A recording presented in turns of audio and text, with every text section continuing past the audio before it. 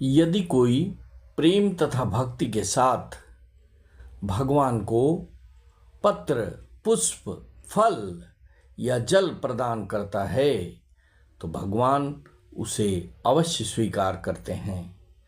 नित्य सुख के लिए, अस्थायी आनंदमय धाम प्राप्त करने के लिए बुद्धिमान व्यक्ति को यह अनिवार्य है कि वह केवल कृष्ण भावना भावित होकर भगवान की दिव्य प्रेम भक्ति में तत्पर रहे। ऐसा आश्चर्यमय फल प्राप्त करने की विधि इतनी सरल है कि निर्धन से निर्धन व्यक्ति को योग्यता का विचार किए बिना इसे पाने का प्रयास करना चाहिए। इसके लिए एकमात्र योग्यता इतनी ही है कि वह भगवान का शुद्ध भक्त हो।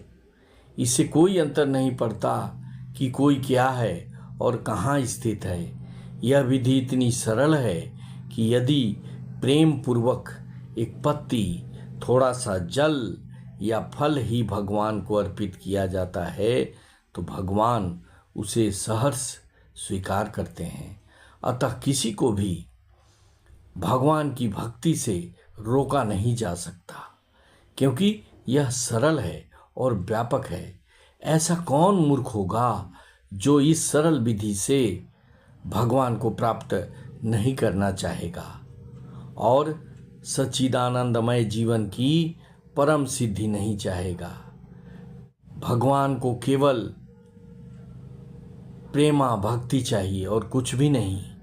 भगवान तो अपने शुद्ध भक्त से एक छोटा सा फूल तक ग्रहण करते हैं, किंतु अब अभक्त से वे कोई भेंट नहीं चाहते। उन्हें किसी से कुछ भी नहीं चाहिए, क्योंकि वे आत्मतुष्ट हैं। तो भी वे अपने भक्त को भेंट, प्रेम तथा स्नेह के विनिमय में स्वीकार करते हैं। हमें भगवान की भक्ति अपने हृदय में विकसित करना जीवन का चरम लक्ष्य होना चाहिए। भक्ति ही भगवान के पास पहुंचने का एकमात्र साधन है। किसी अन्य शर्त से, यथा ब्राह्मण, विद्वान, धनी या महान विचारक होने से भगवान किसी प्रकार की भेंट लेने को तैयार नहीं होते। भक्ति ही मूल सिद्धांत है, जिसके बिना वे किसी से कुछ भी लेने के लिए तैयार नहीं होते। भक्ति ही मूल सिद्धांत है, जिसके बिना वे किसी से कुछ भी लेने के लिए प्रेरित नहीं किए जा सकते। भक्ति कभी हेतुकी नहीं होता। यह शाश्वत विधि है।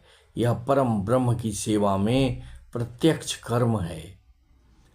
यह बतलाकर कि वे ही एकमात्र भोक्ता, आदि स्वामी और समस्त यज्ञ भेंटों के वास्तविक लक्ष्य हैं।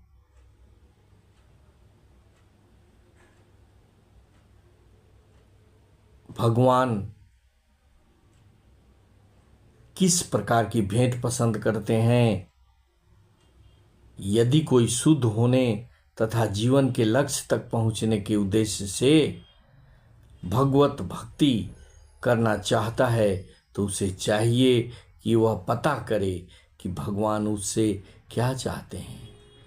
भगवान से प्रेम करने वाला उन्हें उनकी इच्छित वस्तु देगा और ऐसा कोई वस्तु भेंट नहीं करेगा जिसकी उन्हें इच्छा न हो या उन्होंने न मांगी हो। इस प्रकार भगवान को मांस, मछली, अंडे भेंट नहीं किए जाने चाहिए। यदि उन्हें इन वस्तुओं की इच्छा होती तो वे इनका उल्लेख अवश्य करते।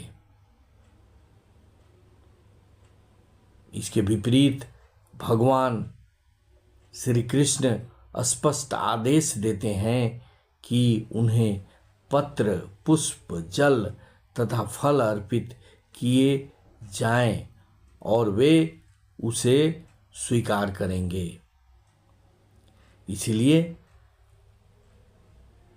भगवान को शाक, अन्न, फल, दूध तथा जल यही अर्पित करनी चाहिए और यही मनुष्य के उचित भोजन भी हैं और भगवान ने भी इन्हीं का आदेश दिया है। इनके अतिरिक्त हम जो भी खाते हों वह उन्हें अर्पित नहीं किया जा सकता, क्योंकि वे उसे ग्रहण नहीं करेंगे। यदि हम ऐसा भोजन उन्हें अर्पित करेंगे तो हम प्रेमा भक्ति नहीं कर सकेंगे।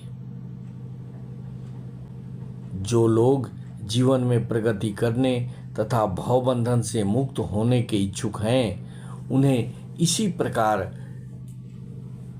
की भोजन करनी चाहिए।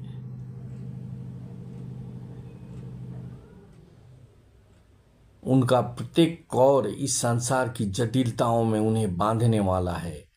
अच्छा सरल शाकाहारी भोजन बनाकर उसे भगवान को अर्पित करके तथा नतमस्तक होकर इस तुच्छ भेंट को स्वीकार करने की प्रार्थना करनी चाहिए। इसे मनुष्य अपने जीवन में निरंतर प्रगति करता है, उसका शरीर शुद्ध होता है और मस्तिष्क के श्रेष्ठ तंतु उत्पन्न होते हैं, जिसे शुद्ध चिंतन हो पाता है। भगवान को किसी तरह के भोजन की आवश्यकता नहीं रहती, क्योंकि उनके पास सब कुछ है। किंतु यदि कोई उन्हें इस प्रकार प्रसन्न करना चाहता है तो वे इस भेंट को स्वीकार करते हैं।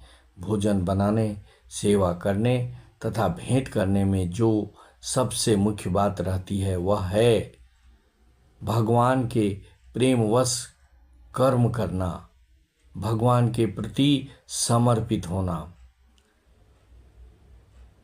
भगवान को परम ब्रह्म कहा जाता है। भक्तों द्वारा जो कुछ अर्पित किया जाता है, भक्त प्रेम पूर्वक जो कुछ भगवान को समर्पित करता है, भगवान उसे सहर्ष स्वीकार करते हैं। भक्तों, आप किस प्रकार से भगवान को अपना भक्ति प्रदर्शित करते हैं, किस प्रकार से भगवान को भोग लगाते हैं, क्या क्या अर्पित करते हैं, यह आपके भक्ति का एक क्षेत्र है, एक तरीका है। आप क्या करते हैं, क्या समर्पित करते हैं, यह ज़्यादा मायने नहीं रखती। आप कितने भक्ति